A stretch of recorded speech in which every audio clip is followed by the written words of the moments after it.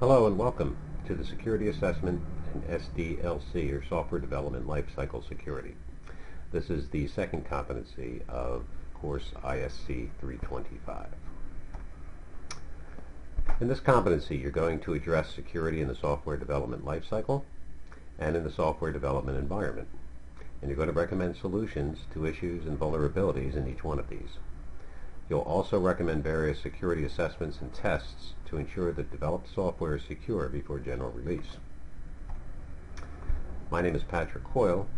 I'm a professor of information technology and information security here at Pierce College. I've been here since 2006. Before that, I have 20 years experience in the information technology and information security field in jobs ranging from a network configuration tech to a corporate security manager. There's two objectives in this competency. The first is to apply and enforce security controls in the software development lifecycle and also in the development environment. The second objective is to assess and validate test strategies and security controls. The textbook for this competency is the official ISC Squared Guide to the CISSP Common Body of Knowledge, or CBK. This textbook is available through VitalSource, and you'll have links to this textbook throughout your competency. Some helpful hints regarding this and any competency. Make sure that you read the assigned textbook and competency readings. Read them closely and understand what's in them. Do a little research on the side. You're going to use these readings in the formative competency quizzes at the end of each objective.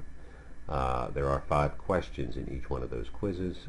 Before you can move on to the next objective, you have to answer at least 4 of them correctly. You'll also use these textbooks and competency readings in your final assessment. When you're doing the final assessment, make sure that you download the instructions and download the rubric so that you're sure that you're completing all required parts of the competency and completing them as required in the competency. Nothing worse than going through this whole thing, submitting it, and then finding out that you were going down the wrong path with these. So make sure you look at them closely and make sure that each time you complete a section of your final assessment that it matches up to the rubric that is assigned to this competency. Another important item is to ask questions when you have them. You can contact your coach or your competency mentor with any questions you may have. It's important to get your questions answered sooner rather than later so that you do not go down the wrong path in this competency and in the final assessment to this competency. Again, nothing worse than spending a lot of time and having to redo everything all over because you weren't sure about something. So, again, welcome to the competency. We're glad to have you here. Best of luck to you. I always say the harder you work, the luckier you get. So buckle down, stay focused, get this competency done, and move on to the rest of your competencies.